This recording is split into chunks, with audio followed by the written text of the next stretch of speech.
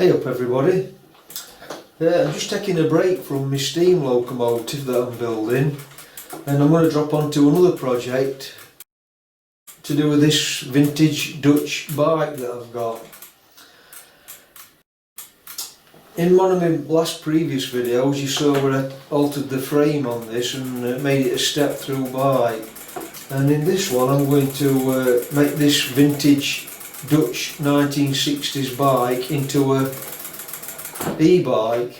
I'm going to put a front wheel motor on it and a controller and a battery. I can't do it in the back wheel because it's got 3-speed Sturmey Archer gears which I want to keep on, and also by using front wheel it's making it like into a two-wheel drive if you like. I've just received the boxes with all the equipment in that I need and I'm just about to unbox them, so we'll take a look at them. I got these from two different suppliers. I got the voilamart kit with all the motor and the wheel and the controller in, and the battery and the battery charger I got from another supplier. Right, so there's the battery charger.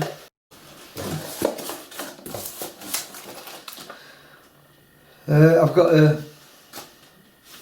an X-Go battery in a Holland case.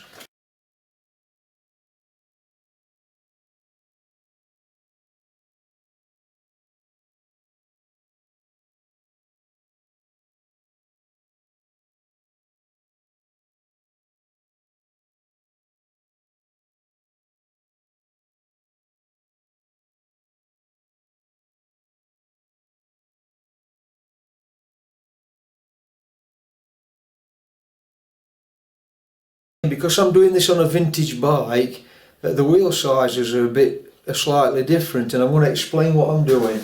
So I'll just get rid of all these boxes and then we'll reconvene. Okay then, now I've got everything out of the box and done my stock check to make sure everything is there what should be there. I'll just explain briefly what I'm going to do.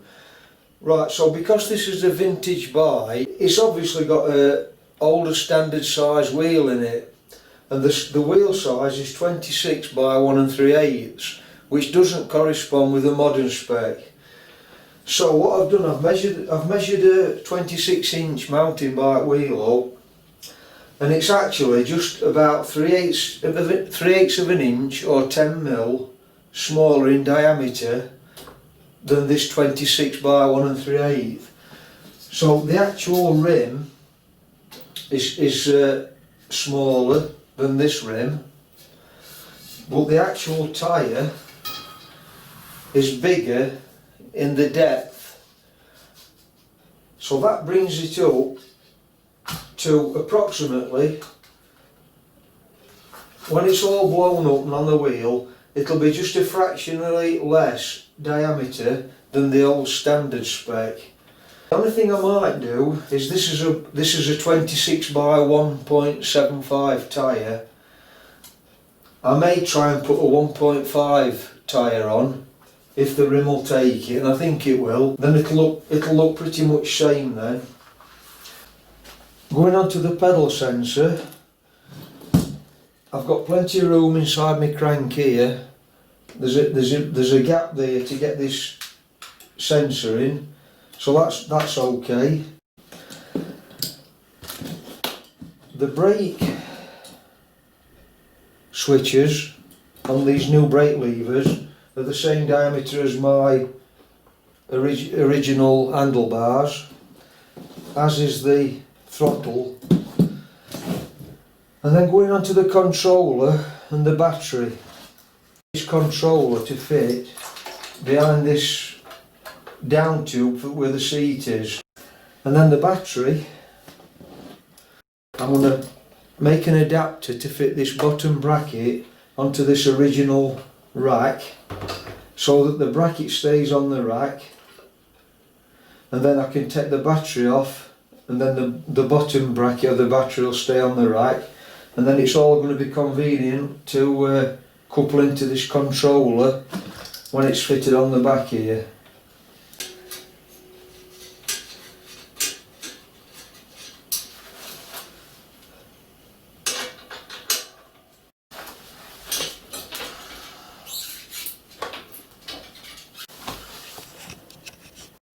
Right, so I've just encountered my first little problem.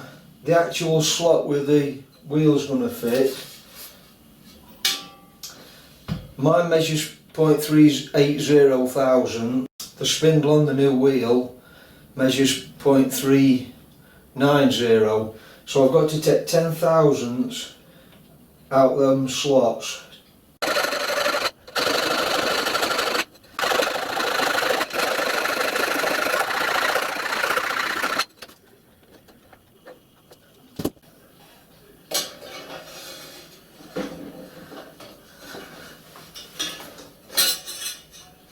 I'm ready for fitting wheel now, and I've just had to do a little modification here. The washers that go onto the dropouts that stop the axle dropping out, they've got little tabs on them. I've had to make 2 more of those, which were slightly extended on the length, because the axle is a little bit bigger diameter than the one that's originally on the wheel, so it's pulled it slightly downwards.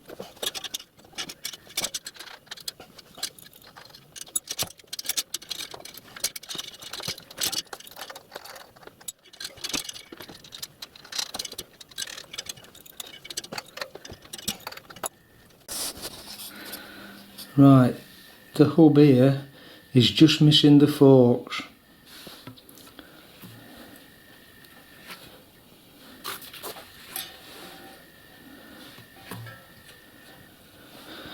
And because this is a vintage bike and the forks are tapered inwards to the top, I think on modern mountain bikes they're parallel.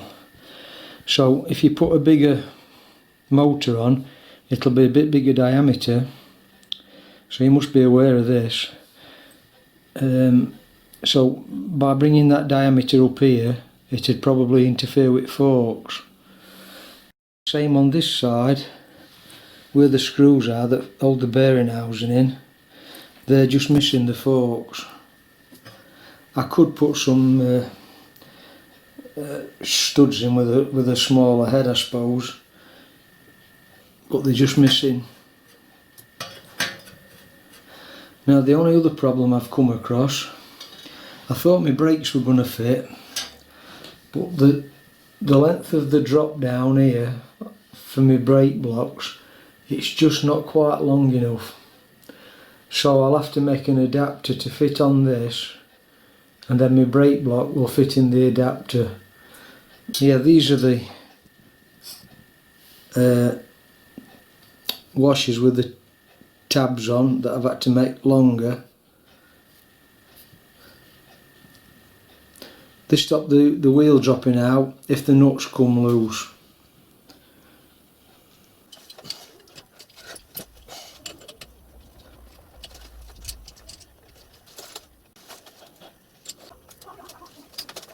I've got the battery indicator fitted on with the throttle. I've got the brake levers fitted on both sides.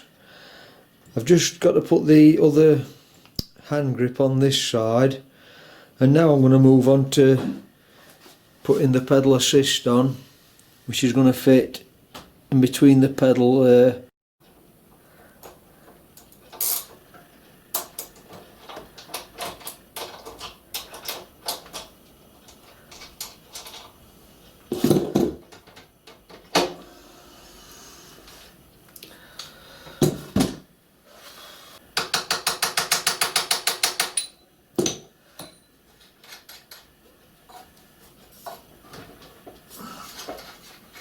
the magnetic pickup is going to fit behind that ring.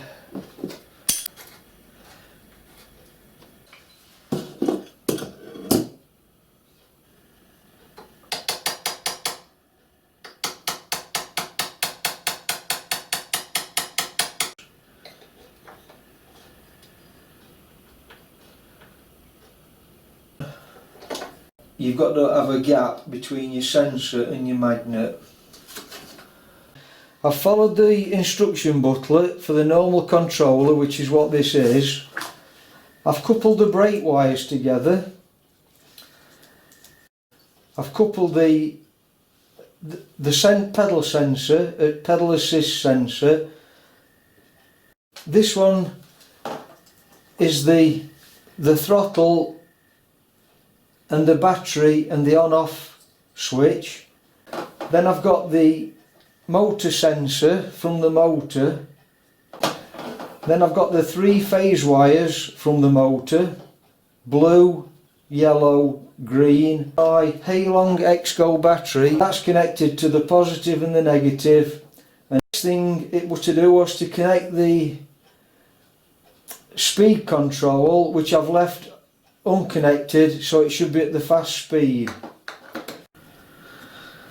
Okay, then I've got the battery charged up, 3/4 fully charged, and I'm ready to try it now. Second, I've disconnected that blue wire, and then that takes your speed up to, I think it's 22 miles per hour.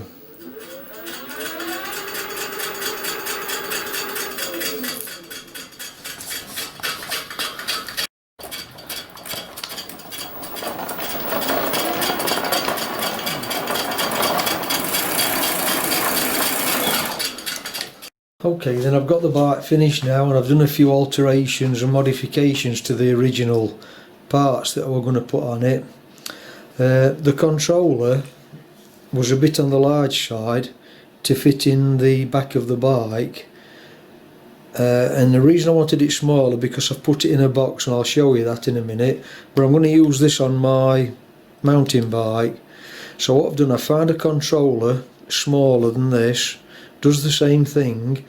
It's done away with the throttle, the battery indicator and the on-off switch, so I can put my original grips back on. And it came with a handlebar controller that does the same as the throttle, the on-off switch. Then you've got 3 levels of power, and it's also got a light feature on it if you want to add a light to it, and the battery indicator.